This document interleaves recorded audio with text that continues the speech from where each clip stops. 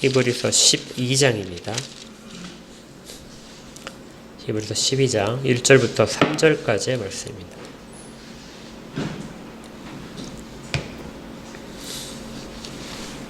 다 찾았으면 한 목소리로 같이 읽겠습니다. 시작.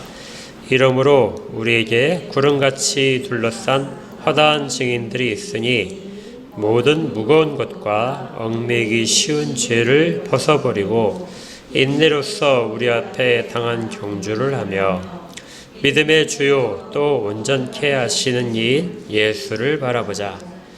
그는 그 앞에 있는 기쁨을 위하여 십자가를 참으사 부끄러움을 개의치 아니하시더니 하나님 보좌 우편에 앉으셨느니라. 너희가 피곤하여 낙심하지 않기 위하여 죄인들이 이같이 자기에게 거역한 일을 참으신 일을 생각하라. 아멘.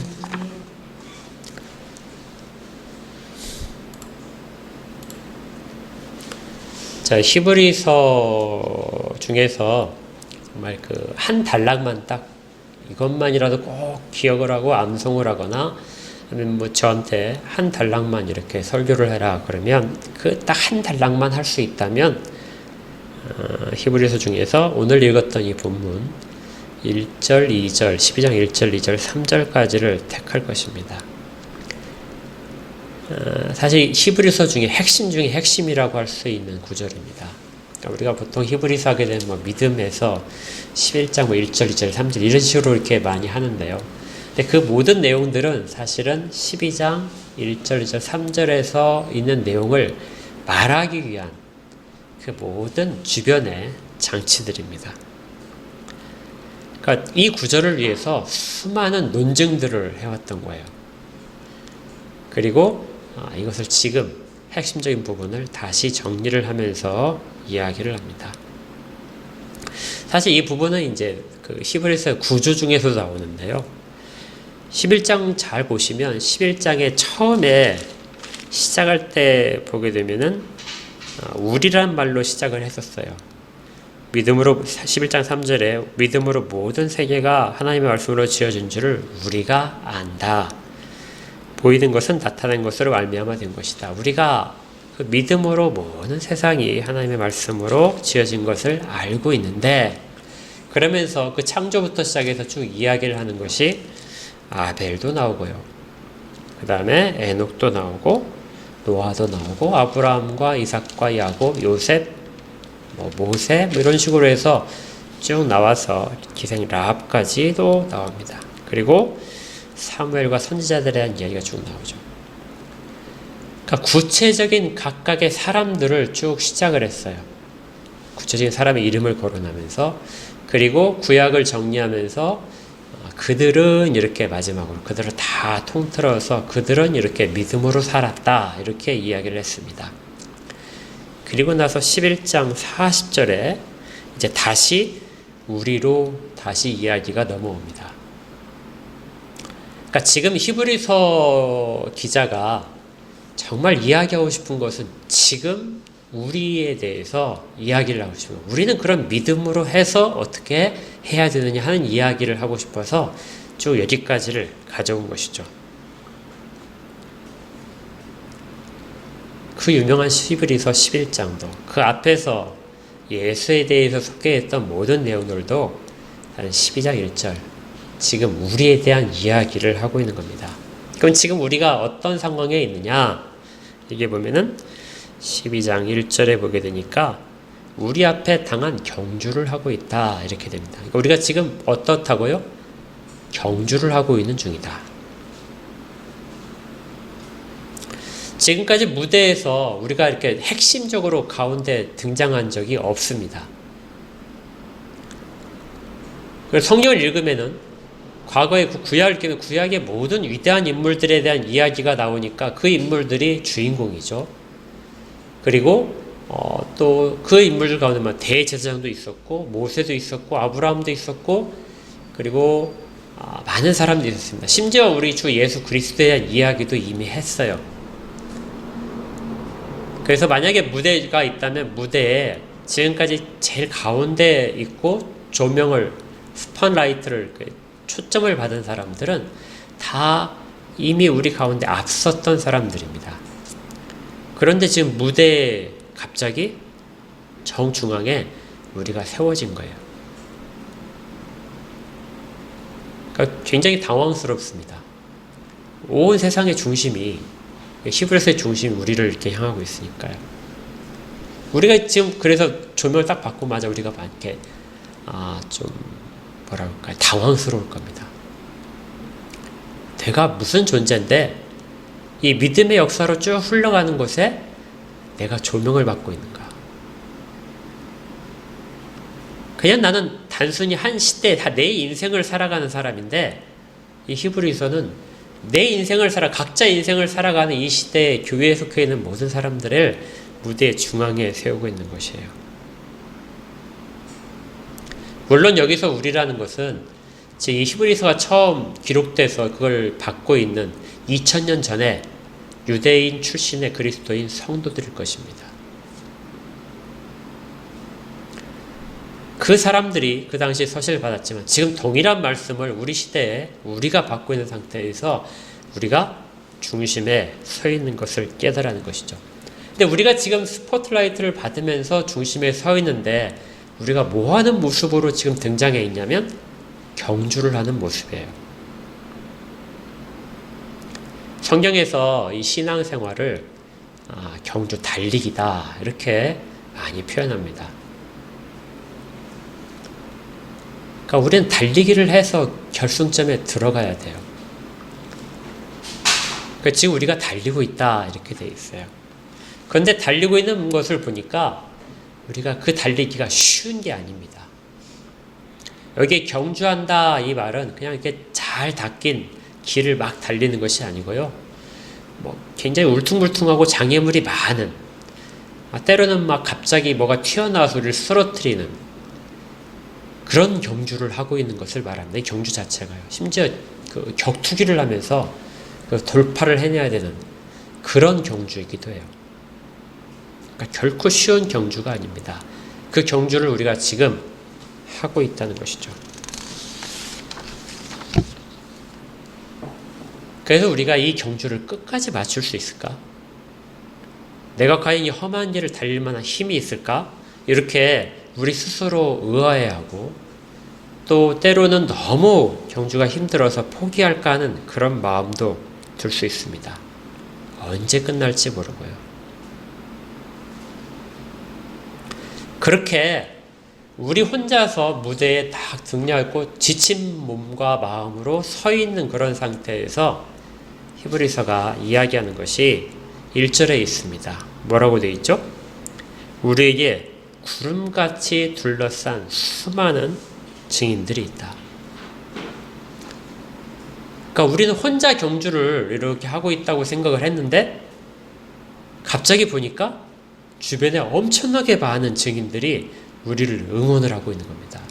우리 달리는 길이 우리만 있고 좁고 힘든 길인 줄 생각했더니 많은 사람들이 막 응원을 하고 있는 그 길이라는 거예요. 우리가 그 경기를 해보면 알겠지만 프로 경기를 보게 되면 야구도 그렇고 축구도 그렇고요. 우리 월드컵도 해봐서 알지만 우리나라에서 월드컵을 하면 우리나라가 성적이 당연히 좋죠. 그게 이제 홈그라운드의 이점이라는 것이 있고 심판의 판정도 유리하게 나오고, 그런데 아주 큰 이유 중에 하나가 응원입니다.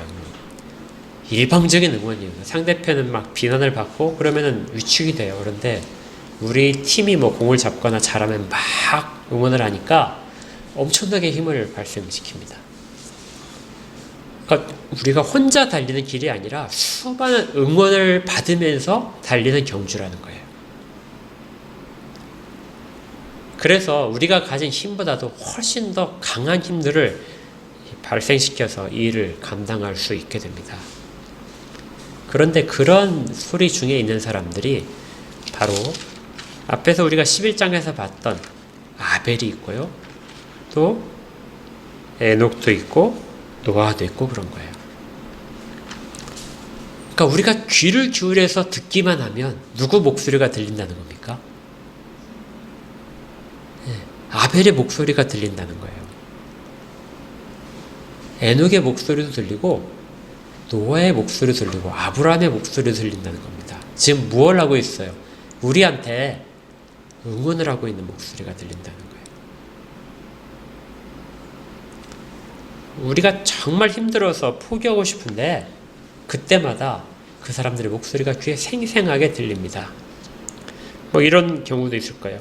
우리가 억울한 누명을 썼어요. 상대편에게 정말 오해를 받고 그렇게 하고 또 미움을 받고 그래서 절망의 구렁텅이에 있을 때 이걸 어떻게 하지 하고 그렇게 절망할 상태 그때 요셉이 하는 응원이 막 들리는 겁니다. 나도 내 형제들에게 미움을 받았어. 그리고 난 정말 잘못한 게 없는데 감옥에도 갇혔어. 그리고 내가 사람들을 성실껏 도와줬는데 그들이 나를 배신하고 나를 잊어버렸어. 그런데 그런 것들을 통하여서 하나님이 나를 세우셨어. 회복시키셨어. 나만을 위한 건 줄 알았더니 그게 아니라 이스라엘 전체를 구하기 위해서 내가 그런 어려움을 당했던 거야. 하나님은 하나님의 사람들을 반드시 어떤 상황이든지 간에 지키고 계신다. 힘을 내야 돼. 이걸 이야기한 것이 11장에 그렇게 내용을 소개한 것입니다. 또 하나님마저도 나를 버리셨어. 나는 철저하게 세상에서 혼자 있는 사람이야. 이렇게 우리가 절망하고 있을 때 그때 욥이란 사람이나 다른 어려움을 겪었던 우리의 믿음의 선조들이 이렇게 이야기합니다. 나도 다 잃어봤어. 사람들이 나에 대해서 막 조롱을 했어. 그런데 그런 상황에서 난 하나님에 대한 원망을 잃지는 않았어. 끝까지 하나님으로부터 답을 얻으려고 했던 거야. 그때 마침내 하나님이 내게 답을 주시고 회복시키셨어. 너도 할 수 있는 거야. 내가 그 증인이잖아 하는 겁니다. 이 시대의 말씀으로 산다는 것이 과연 가능할까?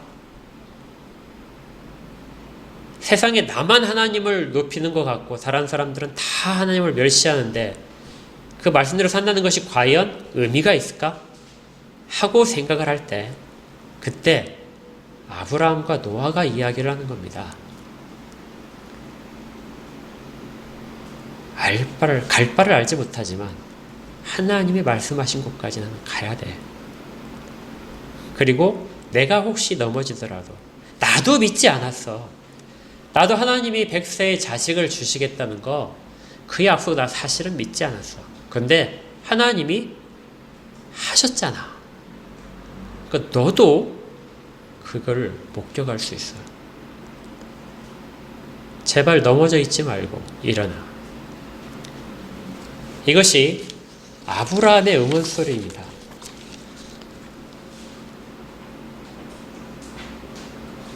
정말 약속이 이루어질까? 그것도 야곱이 우리한테 말하죠. 이루어져. 내가 비록 내 삶에 있어서 육신을 가진 이 땅의 삶에서는 그것을 다 보지 못할지라도 하나님의 약속은 나의 후손을 통해서라도 그리고 나의 믿음의 자손들을 통해서라도 꼭 이루셔. 이게 야곱의 응원의 목소리죠. 가장 비천했던 기생 라합도 그리고 막내 중에서 양치기에 지나지 않았던 양치는 아들 중에서 제일 막내였던 제일 작았던 다윗마저도 하나님의 손에 이끌렸던 것입니다. 너는 지금 아무것도 아닌 존재가 아니라 하나님이 가장 귀하게 생각하시는 존재야. 그 이야기가 지금 우리가 사는 이 경주에 우리가 달려가는 이 믿음의 경주에 계속해서 응원의 목소리로 들리고 있다니까요. 우리가 그것을 들으려 하지 않기 때문에 그렇습니다. 그래서 그들을 뭐라고 부르죠? 허다한 증인들이다. 그들의 삶으로 그 일이 옳다는 것을 증거해낸 거잖아요. 내 길이 지금 가는 길이 결코 쓰러지고 넘어질 수 있는, 그래서 좌절만 할 수 있는 길이 아니라 앞서 나간 사람들이 그것들을 다 겪어내고 승리가 무엇인지에 대해서 이야기했던 증인으로 지금 남아있다는 것이죠. 그러니 그 증인들의 응원소리를 들을 때 우리가 그걸 들으면은 지금 우리가 낙심하고 절망할 것이 아니라 힘을 내고 다시금 일어서서 뛰어갈 수 있게 되는 것입니다. 그들이 했는데 우리가 통과 못할 일이 전혀 없겠죠. 이것이 하나님의 말씀입니다. 우리가 구약과 신약에서 계속해서 듣고 있는 이야기고요. 또 설교주를 통해서 설교자가 여러분에게 들려주는 이야기이기도 합니다. 설교자의 의로움을 따라오는 것이 아니라 그걸 통해서 지금 들려주고 있는 하나님에 대한 증인들의 이야기를 들으라는 것입니다.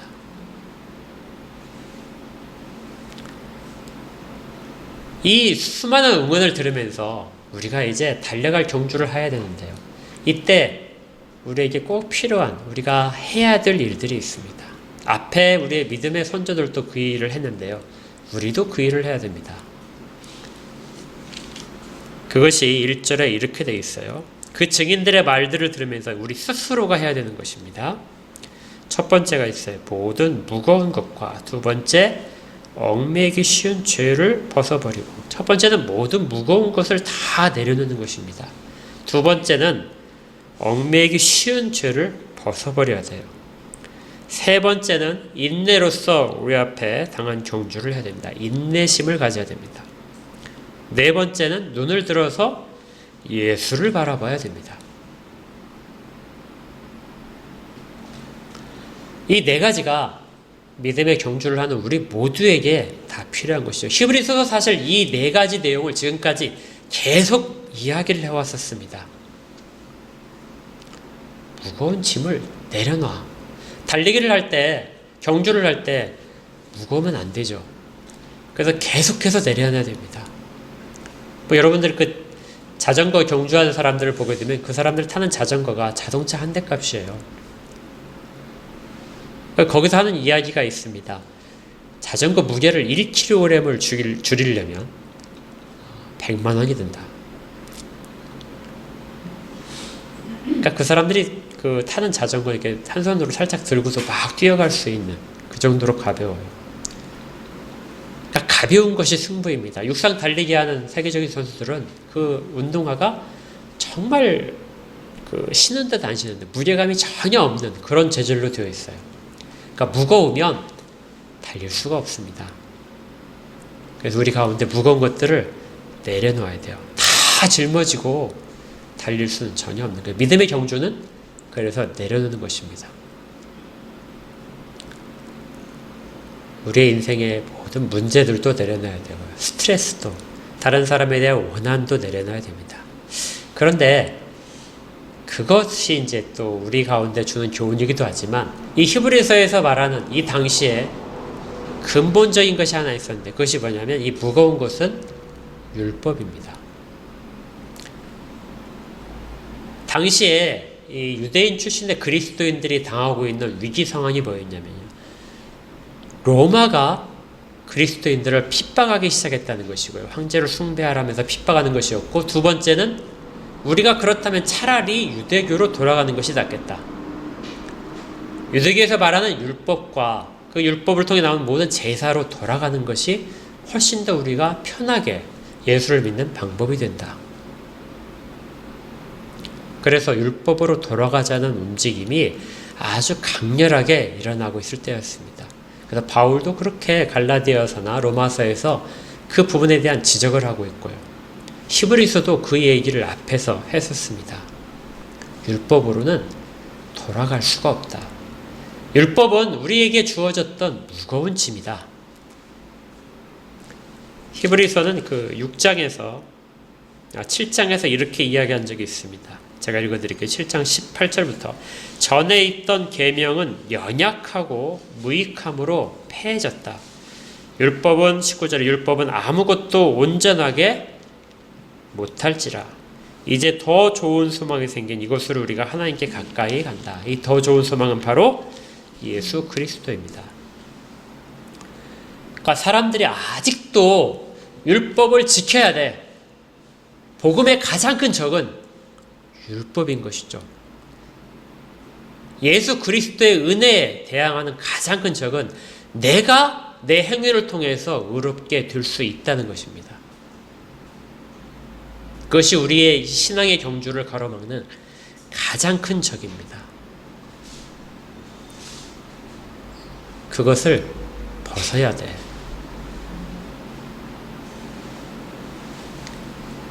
어떤 것들을 해야만 구원을 더 받을 수 있어. 어떤 것들을 해야만 구원의 길이 열려. 이 부분이 바로 율법입니다. 그것을 벗어버리라는 것이죠.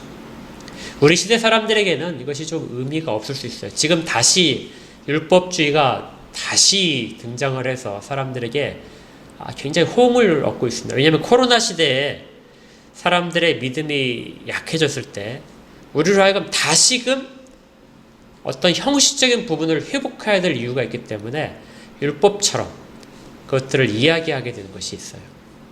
어쩔 수 없는 시대의 이야기도 하지만 본질은 그렇지 않습니다. 본질은 율법적인 모든 것들은 그리스도의 은혜를 저버릴 수 있게 하는 큰 짐이 될 수 있습니다. 지금 무거운 짐을 벗어버려라. 이 말은 율법적인 것처 관습도 여기에 해당합니다. 그것들을 다 매이지 말아라. 이렇게 된 것이죠. 오직 의인은 뭘로 산다고요? 믿음으로 산다. 그래서 바울이 여기에 대해서 정말 많이 드러내고 있는데요. 빌립보서 3장에 보니까 이렇게 되어 있어요. 3장 9절에 그 안에서 발견되려 함이니 내가 가진 은은 율법에서 난 것이 아니요 오직 그리스도를 믿음으로 말미암은 것이니 곧 믿음으로 하나님께로부터 난 은이라. 내가 가진 은은 율법에서 나오는 것이 아니다. 5절에서는 이렇게 얘기해요. 나는 8일 만에 할례를 받고 이스라엘 족속의 베냐민 지파요 히브리인 중에 히브리인이요 율법으로는 바리새인이요 열심으로는 교회를 박해하고 율법에 의로는 흠이 없는 자였다. 바울은 이전에 자기가 율법으로 말하면 가장 흠이 없는 자였다는 것입니다. 그러나 무엇이든지 내게 유익하던 것을 내가 그리스도를 위하여 다 해로 여길 뿐더러 또한 모든 것을 해로 여기면 내 주 그리스도 예수를 아는 지식이 가장 고상하기 때문이라. 내가 그를 위하여 모든 것을 잃어버리고 배설물로 여긴다. 그러니까 율법을 통해서 얻었던 그 많은 명성과 의로움들을 다 뭐라고요? 그것들을 배설물이다. 내가 정말 쳐다보기 싫은 그러한 것들이다 하는 것이죠. 믿음으로 보면 율법도 우리의 모든 의롭다는 행위들도 다른 사람을 판단하는 모든 것들도 사실은 배설물에 지나지 않을 수 있습니다. 그런데 지금 당시에 그곳으로 다시 돌아가려는 사람들이 있는 거예요. 오직 그리스도로 시작한 모든 일들을 어떤 다른 것들을 지켜야 되고 또 절기도 지켜야 되고 제사를 지내야 되지 않을까? 이러한 부분들로 안식일을 지켜야 되지 않을까 하는 이런 부분들로 계속해서 연결되고 있는 부분들이 바로 이 당시의 상황이고 이것을 그리스도의 십자가의 원수가 된다. 이렇게 바울은 심지어 그렇게까지 이야기합니다. 이것이 바로 무거운 짐에 대한 내용이에요. 근데 이제 우리는 이 율법과는 큰 관계가 없다고 생각을 하니까 이제 두 번째 것을 생각해야 되는데 두 번째 것이 무엇이냐면 얽매이기 쉬운 죄입니다. 사실 히브리에서 이 부분을 또 많이 이야기를 했었는데요. 얽매이기 쉬운 죄다. 우리가 율법에 매이지 않게 되면 그러면 죄는 우리와 아무 관계가 없겠구나 이렇게 생각하기 쉬운데 율법과 관계가 없어지더라도 죄는 없어지지 않습니다. 왜냐하면 죄에 대한 규정은 누가 하시는 것이죠? 하나님이 하시는 거죠. 하나님의 뜻에 부족하거나 어기는 것이 우리 죄라는 걸 소요를 문답에서 배웠잖아요. 그러니까 하나님의 뜻에 어긋나는 모든 것들이 죄이기 때문에 율법이 없다 할지라도 율법이 폐해졌다 할지라도 죄는 여전히 살아 있습니다. 그런 부분들은 율법을 지키는 의무로서가 아니라 죄를 싫어하는 것으로서 우리가 계속해서 죄에 대한 것들을 경계를 해야 되는 것이죠. 그래서 얽매이기 쉬운 죄를 벗어버려라. 이 얽매이기 쉽다 하는 말이 문제입니다. 얽매이기 쉽다는 말은 정말 쉽게 저지를 수 있는 죄입니다. 그러니까 우리가 믿음의 경주를 하고 있는데, 우리 믿음의 경주를 하는데 막 달리려고 보니까 우리를 묶고 있는 끈들이 있는 거예요. 막 달리려고 하니까 앞에서 막 돌멩이가 이렇게 솟구쳐 있습니다. 그것이 바로 얽매이기 쉬운 죄예요. 피할 수 없어요. 계속해서 등장할 것입니다. 그래서 어떤 때는 그것이 죄가 아닌 것처럼 생각될 수 있어요. 당연히 이건 뭐 괜찮겠지. 어떤 때는 그 정도는 하나님이 이해해 주시겠지. 세상 살면서 이 정도는 내가 여기까지 했으면 됐지. 이 정도는 하나님이 이해해 주시겠지. 이런 것들이 다 이 해당하는 죄들입니다. 바울은 여기에 대해서 뭐라고 했냐면요. 골로새서에서 똑같이 너희가 벗어버려야 할 것이 있는데 3장 8절에 곧 분함과 노여움과 악의와 비방과 너희 입에 부끄러운 말이라 너희가 서로 거짓말을 하지 말라.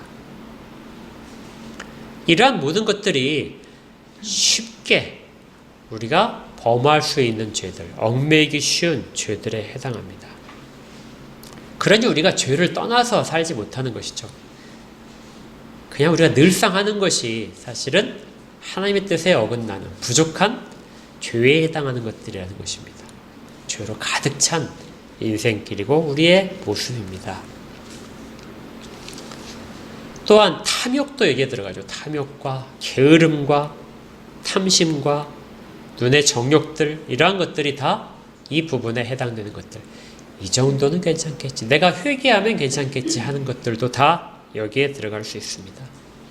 우리가 예를 보게 되면 이렇게 되는데, 우리 그 우상 숭배에 대해서 가장 그 구약에서 결정적으로 이스라엘의 역사를 우상 숭배로 빠뜨린 사람이 있습니다. 그게 누구죠? 예? 모세? 아론요? 역사적으로 가장 이 사람을 경계로 해서 모든 우상들이 다 이스라엘 땅에 들어. 그 전까지는 경계를 했었거든요. 예, 우상 숭배의 가장 핵심적인 인물은 솔로몬입니다. 가장 지혜로운 사람, 정말 하나님의 성전을 가장 아름답게 지은 사람, 그 솔로몬이 이스라엘의 우상을 다 가지고 온 사람이죠. 그거 어떻게 시작됐죠, 처음에? 예, 왕비를 얻었는데 애굽의 공주였습니다. 그런데 그냥 얻지 않고 애굽의 공주가 솔로몬 궁에, 백향모를 지은 궁에 들어오면서 자기가 애굽에서 섬기던 신을 가져오죠. 그래서 거기에서 신당을 만들고 자기 신을 섬기게 됩니다. 솔로몬이 얼마나 지혜로웠을까요? 그래서 솔로몬이 고민을 했을 거예요. 이 부분을 허용을 할지 말지. 솔로몬이 죄가 안 된다고 생각을 했을까요? 결코 아니죠. 그런데 어쩔 수 없어. 저쪽 애국과 우리가 전쟁을 하지 않으려면 이 정도까지는 내가 양보를 해야 되겠지 해서 양보를 했을 겁니다. 그래서 처음에 딱 하나로 시작했겠죠. 그런데 솔로몬이 거둔 그 첩과 후궁들이 1000명이에요. 이스라엘 사람 중에도 있겠지만 이방인 민족 가운데 수많은 사람들이 그 백향목 궁에 들어왔습니다. 그때마다 자기들의 신들을 가져온 거예요. 하나를 허용을 했더니 나중에 솔로몬 시대의 끝에 가게 되면 온갖 우상들의 백화점 전시장인 겁니다. 묘하죠? 바로 위에는 몇 걸음 떨어지지 않아서 몇 걸음 떨어지지 않은 곳으로 계단을 올라가면 하나님의 그 성전이 있고 그 밑에는 백향목으로 지은 궁이 있는데 거기는 우상을 섬기는 것들이 가득 담겨있고, 그러니까 이 안에서만 섬겨라 이렇게 허용을 했을 수도 있겠죠.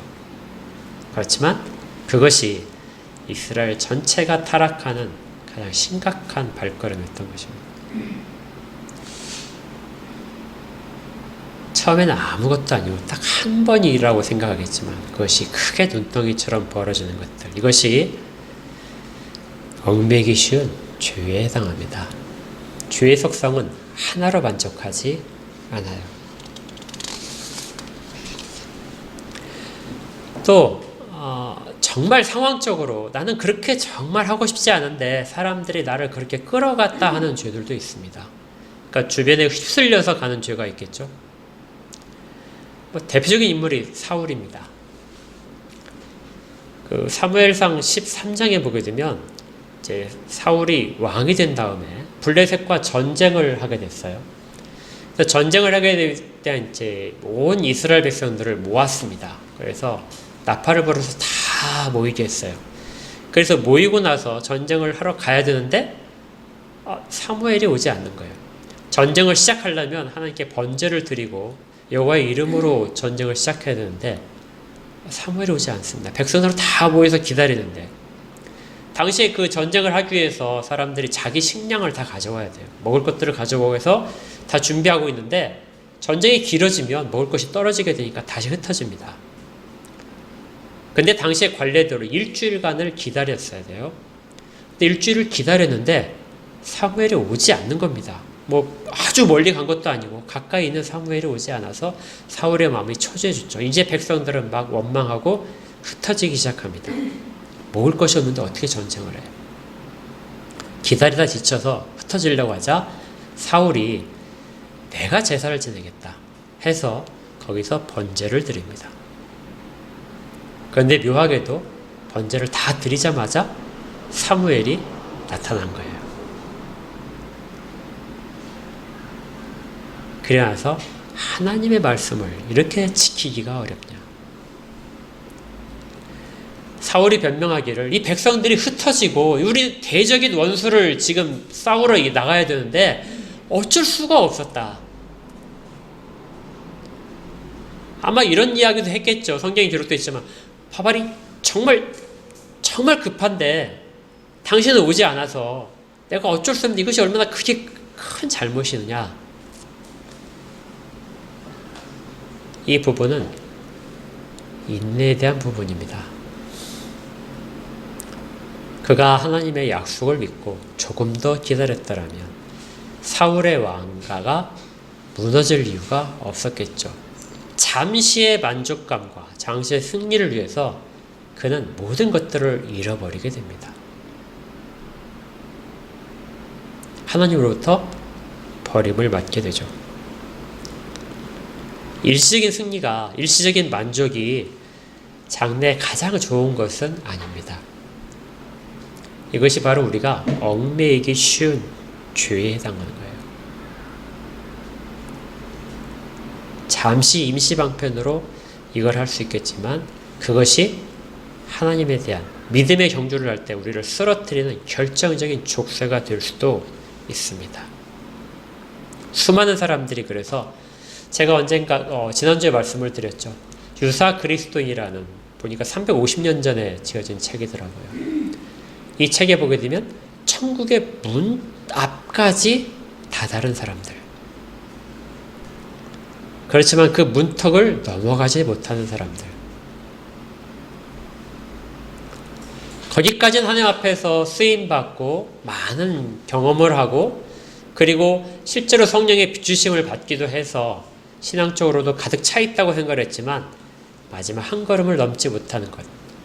그러면 어떻게 될까요? 여러분 경주해 보시면 알겠지만 100m 달리 경주를 하는데 10m 달리고 포기한 사람과 99m, 99.9를 달리고 결승점을 통과하지 못하는 사람, 그 사람은 통과했다고 하나요? 동일하게 모든 경주를 실패한 사람입니다. 경주는 끝까지 가야 돼요. 내가 결정하는, 그 끝을 내가 결정하는 것이 아니라 하나님이 결정하시는 그 끝까지 가는 것이, 그것이 바로 인내로서 경주를 하라는 것입니다. 죄의 유혹을 이겨도 우리 가운데 일시적으로는 이길 수 있지만 시간이 지나면서 약해질 수 있고요. 우리가 어떤 결심을 하고 강하게 갈 수 있지만 시간이 지나면 역시 다시금 무너지게 됩니다. 그래서 신앙생활에서 믿음과 항상 따라가는 단어가 있다면 그것이 바로 인내입니다. 끝까지 붙잡고 가야 돼요. 죄와 싸우는 일 쉬운 게 아닙니다. 그래서 4절에 이렇게 돼 있어요. 너희가 죄와 싸워야 된다. 그런데 아직 피 흘리기까지는 대항하지 않았다. 그러니까 지금 열심히 싸우는데 뭐가 남아있다는 거죠? 피 흘릴 것이 남아있는데 그걸 감당을 해내야 된다는 거예요. 죄를 싸워서 이기면 좋겠는데 이길 때 자기한테 손해가 온다는 것입니다. 그것도 감당해내는다. 이것이 인내입니다. 죄와 싸워서 이기면 다 좋을 것 같죠? 고통스러운 일입니다. 이기는 것도 고통스러워요. 근데 그걸 담당을 해야 됩니다. 앞에 있는 그 믿음의 선진들이 그걸 했다는 거예요. 그리고 우리가 네 번째는 예수를 바라봐야 됩니다. 눈을 들어서 어디를 봐야 돼요? 예수를 봐야 됩니다. 내 앞에 있는 그 모든 진흙탕이나 나의 현실을 보는 것이 아니라 눈을 들어서 멀리 예수를 봐야 됩니다. 우리는 정말 다행히도 결승점을 보고 달려요. 이것이 중요해요. 구약에 있는 모든 사람들, 11장에 있는 모든 사람들은 결승점을 모르고 달렸습니다. 그렇죠? 계속해서 말했던 것이 무엇이냐면 그들은 갈 바를 알지 못하고 갔고 이 땅에서의 영화를 보지 않고 하나님이 지으신 거룩한 성을 바라봤다. 보이지 않는 것을 보는 것처럼 보았다. 결국 그들은 뭐예요? 보지 못한 거예요. 결승점을 보지 못하지만 경주를 했습니다. 그리고 그 자기의 경주를 마친 다음에 그 경주를 이어가도록 다음 세대가 일어나게 되면 그 이어가도록 넘겨줬고 그 지금까지 우리에게 있는데 우리가 당하는 경주는 결승점을 보고 달리는 경주라고요. 그런데 결승점을 보지 않고 발 밑만 쳐다본다면 지금 우리를 응원하고 있는 그 믿음의 조상들이 얼마나 안타까울까요? 야, 우리가 그렇게 달려와서 너한테 지금 그 바톤을 넘겨줬는데 거기서 지금 네가 주저앉으면 돼. 너는 지금 결승점을 보고 있잖아. 결승점이 눈에 보이잖아.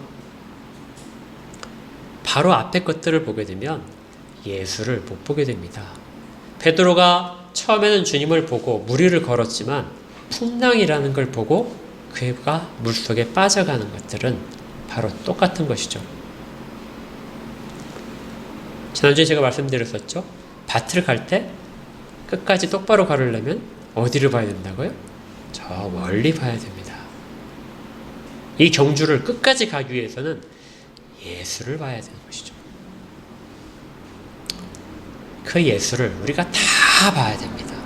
끝까지요. 그 보지 못하게 하는 것이 무거운 짐이고 얽매이기 쉬운 죄입니다. 포기하려는 절망이죠. 인내를 가지고 끝까지 가야 됩니다. 그런데 여기에서 이제 그러면 우리가 그 예수를 바라보는데 그 예수가 누구냐? 과연 그 믿음과 예수가 무슨 관계가 있느냐? 거기에 대한 이야기가 2절에 이렇게 되어 있습니다. 사실은 이것이 가장 중요한 내용이에요. 믿음의 주요 온전케 하시는 이인 예수입니다. 그러니까 예수를 바라보자. 우리의 시선을 예수에게 고정시키자. 우리 주님께 고정시켜야 되는데요. 거기에 원어성을 보게 되면 그 예수를 바라봐라 이렇게 되어 있습니다. 그럼 그 예수가 누구냐? 바로 앞에 있는 믿음의 주요 온전케 하시는 이다. 히브리서에서 우리 주님을 바라봐야 되는데 그 주님에 대한 설명이 믿음의 주이다. 그리고 온전케 하시는 분이시다. 여기에 믿음의 주라 하게 되면 그냥 우리가 우리 믿음을 주관하고 계신다 이렇게 생각할 수 있는데요. 이 원어상이 좀 틀립니다. 우리가 보통 주님하고 부를 때는 노예가 나를 주관하실 수 있는 분, 나에 대해 명령하시는 분으로서 그 주인을 부를 때는 이제 퀴리오스라는 말을 쓰죠. 그래서 그게 이제 주인이라는 뜻이거든요. 종과 주인의 대조되는 말에서. 그런데 여기에서 주라는 말은 다릅니다. 뭐라고 되어 있냐면요, 아르케고스라는 말이에요. 전혀 다른 말입니다. 이 아르케고스라는 말이 무슨 뜻이냐면요, 창조자라는 뜻입니다. 처음에 시작하신 분. 또 온전케 한다는 이 단어는 완성시킨다는 뜻이 있습니다. 모든 것을 가장 완벽하게 다 만들어내는 것, 이것이 온전케 하는 거예요. 그러니까 이 말은 다시 반복되면요, 믿음이라고 하는 것이 있는데 믿음의 시작인 사람, 믿음을 처음 시작하신 분이 누구라고요? 예수다. 그리고 믿음의 완성이 누구라고요? 예수다. 지금 우리 눈에 볼 때는 저 멀리 가신 완성으로 결승점에서 우리를 기다리고 계시는 하나님 보좌 우편에 앉아 계시는 그 예수만이 바라보이지만 실제 이 모든 믿음에 대한 내용들은 누가 시작했다고요? 예수로 시작된 것이다. 그래서 11장에 있는 그 모든 믿음의 열전들 시작이 우리가 믿음으로, 말씀으로 이 세계가 창조된 줄 안다. 그래서 창조에 대한 믿음부터 시작을 했는데 그 창조에 대한 믿음을 예수 말씀으로 된 것이라고 시작을 했습니다. 잘 생각하셔야 돼요. 구약에서 11장에는 나오는데 그들이 어떤 율법과 가문에 대한 약속과 혈통으로 쭉 이어지는 것들로 역사가 이루어지는 것으로 설명을 하고 있는 것이 아니고요. 구약의 모든 역사를 무엇으로 설명하냐면 믿음으로 이어지는 역사로 설명을 합니다. 보는 눈 자체가 달라야 되는 것이죠. 만약에 혈통으로 해서 믿음의 역사를, 구약의 역사를 보고 그 구약과 연결된 예수 그리스도를 이야기를 하고 있다면, 그것만 제안을 한다면 지금 그리스도인들은, 유대인 출신의 그리스도인들은 당시에 다 어디로 돌아가야 돼요? 유대교로 돌아가야 됩니다. 그들의 조상을 중요시하고 그들의 조상들이 전해준 말씀을, 유전들을 지켜야 돼요. 그런데 그 모든 것을 떠난 사람들입니다. 유대교 출신의 그리스도인뿐만 아니라 모든 그리스도인들은 구약의 역사가 우리와 유효하게 된 것이 뭐냐면 믿음 때문에 그래요. 믿음으로 해서 연결된 역사.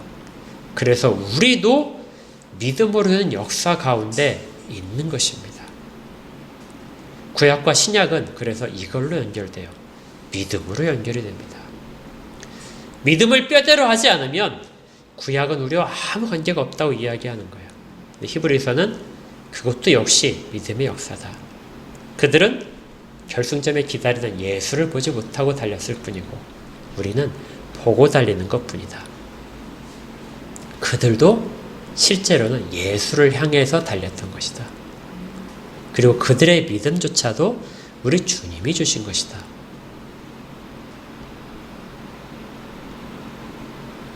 이것이 우리가 지금 무대 중앙에 서 있고 수많은 사람들이 증인으로 서 있는 그 장면에 대한 모든 것들입니다.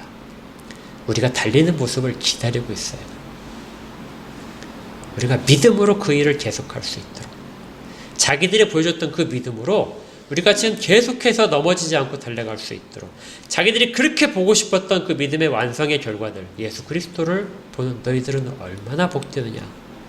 그러니까 제발 그 경주를 완성해다오.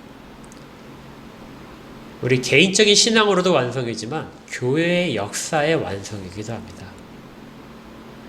그걸 정말 그렇게 보고 싶었던 사람들이죠.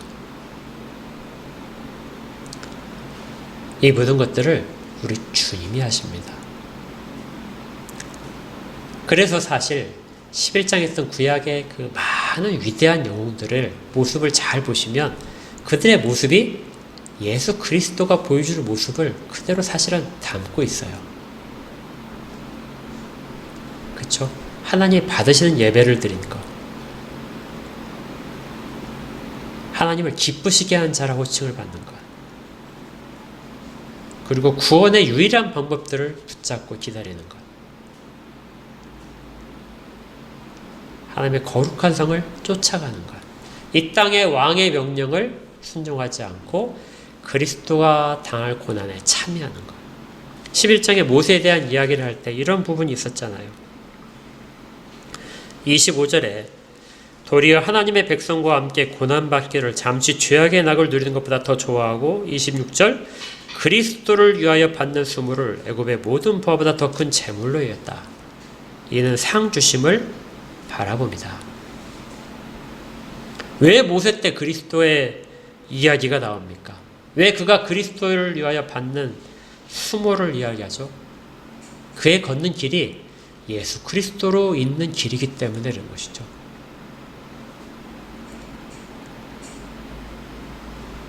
그리스도로 시작되고 그리스도께서 다 주관하고 계시고 그들의 각각의 인생이 만약에 그 믿음으로 승리한 것이라면 그들은 예수 그리스도께서 하실 일들에 대한 것을 모형으로 보여주면서 그것들을 계속해서 릴레이처럼 전해줬던 것입니다. 그리고 지금 우리가 무대에 서 있는 것이죠. 우리가 이 일을 각자가 다 해야 됩니다.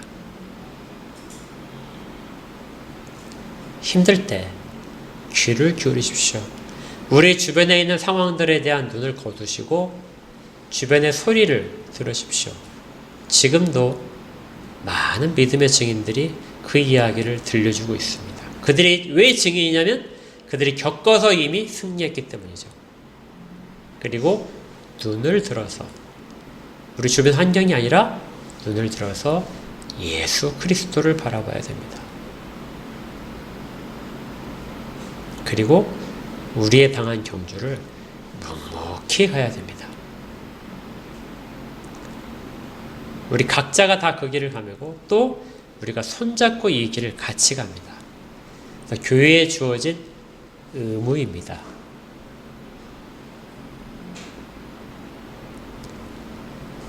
얼마나 이야기를 하고 싶었을까요? 수없이 많은 사람들이 중간에 포기를 하려고 하는데 그게 아니다. 우리도 이 히브리서가 지금 우리에게 간절히 들려주는 이야기를 듣고 또 우리 일생에서 그 믿음의 길을 달려갈 때 들리는 수많은 응원의 소리를 듣고 그리고 무엇보다도 저 결승점에서 우리를 기다리시고 팔을 벌려 있는 것. 스데반이 본 것은 바로 그거거든요. 그가 순교의 장면에 설 수 있던 것은 결승점을 바라보았기 때문에 그가 그것을 견딜 수 있었습니다. 바울도 우리에게 늘 그 이야기를 해준 것이죠. 내가 달려갈 길을 마친 다음에 우리 주님으로부터 받을 상이 있다. 우리도 그 길을 다 달려가고 있는 것입니다. 끝까지 인내를 하면서 그렇게 달려가기를 주의 이름으로 축복합니다. 기도하겠습니다. 하나님 아버지, 저희들이 세상에 그 수많은 소음들로 인하여 귀가 어두워져 있습니다. 정말 믿음의 증인들이 지금 우리의 옆에서 큰 소리로 계속해서 응원하고 증거하고 있는 소리를 듣지 못합니다. 저희들의 귀를 열어주시옵소서. 또 눈이 어두워져 있습니다. 눈이 어두워져서 예수 그리스도를 저 앞에서 우리를 향해서 팔 벌려 계시는 우리 주 예수 그리스도를 보지 않고 눈앞에 있는 수렁과 잡초들과 어려움들을 보게 됩니다. 눈을 열어 주시옵소서. 또한 저희가 어느 정도 하다가 꼭 포기하고 마는 정말 쉽게 좌절하는 다시 옛날로 돌아가려는 그런 일들을 가지고 있습니다. 하나님, 인내를 할 수 있도록 힘을 주시옵소서. 저희들의 능력으로 아무리 해봤자 다시금 돌아가는 모습입니다. 하나님, 우리를 긍휼히 여기시고 우리 가운데 능력과 힘을 주셔서 다시 그 길이 아니라 두 걸음 더 앞으로 나가서 한 걸음 뒤로 갈지라도 한 걸음은 더 나갈 수 있는 그런 더 멀리 가는 믿음들을 허락하여 주시옵소서. 믿음의 주요 온전케 하시는 예수만을 구합니다. 그렇게 약속하셨사오니 이루실 것을 믿습니다. 예수 그리스도 이름으로 기도합니다. 아멘.